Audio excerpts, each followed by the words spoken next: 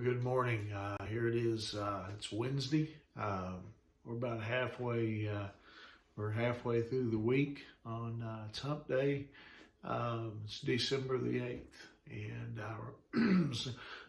we seem to be rocking along really fast this month. But this morning, I want to bring a devotion to you, talking about only one meaning.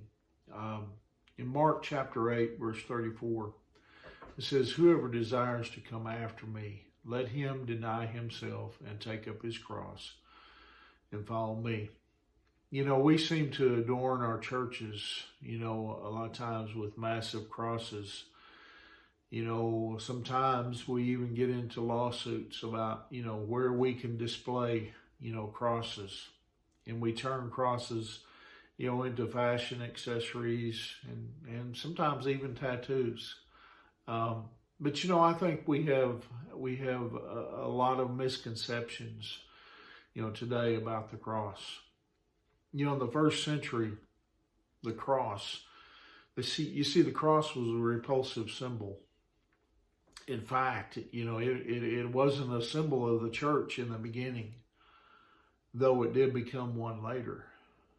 But you see, back then, a cross was a despicable image, because you see, it was an incredibly horrible way to die, up on a cross.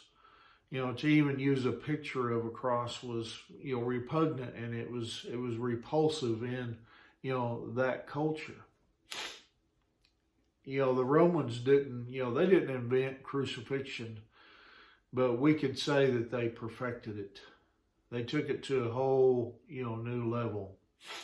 They saved crucifixion only for the worst of criminals.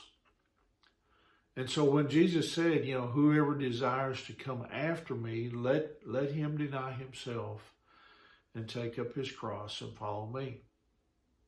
You see, the meaning wasn't lost on his, the first century audience that he was writing to.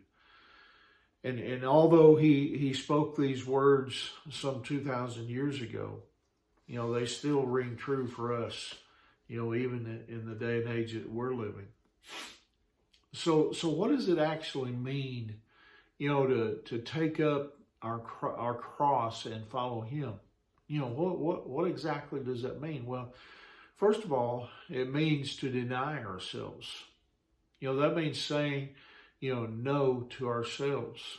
It means to put God's will above our own, no matter what. And what is this cross that we're all called to bear? Well, I think we need to understand, first of all, what it isn't. We seem to tend to use, the phrase in ways that aren't actually biblical. For instance, a mother might say, "Well, my cross to bear is my children." And children of that mother, they might say, "Well, our cross to bear is our mother." Now, someone else, may identify, maybe a certain affliction, a difficulty or an issue as their cross to bear. But you see, that's not what Jesus meant, when he spoke of bearing, the cross. To bear the cross means one thing: deny yourself and put God first. My prayer every day is that I would deny myself, and that I would put God at the forefront. I would put God, his will first in everything that I do. Now, I'm not perfect, and I don't always do that, but that's what my prayer is, and that's my prayer for you today. Is that you would realize that bearing that cross means we deny ourselves, and we say, "God, whatever you want me to do today, that's what I want to do."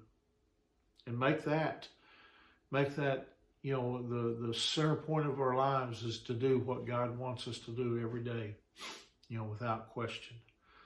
Anyway, I hope that encourages you this morning.